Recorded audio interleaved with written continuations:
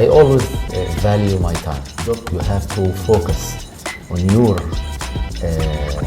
vision to be an entrepreneur one day and to be your own boss. For the people who don't know, for the very small fraction of people who don't know you, if you can, give us a brief resume of yourself and your company. All right. My name is Mohammed Shawky. I am Egyptian. I am a techie person by background. I have lived in the UAE for the past 16 years.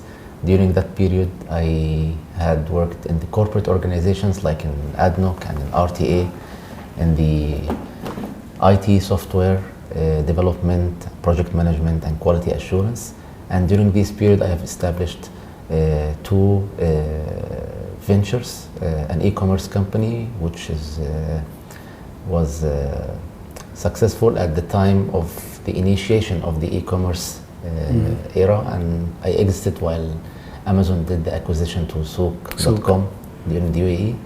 And while I'm working in RTA in Dubai, I have established a GIS Drones company, which is specialized in drones. And now I'm fully dedicated to be the ambassador for drones in the UAE and hopefully in the Middle East.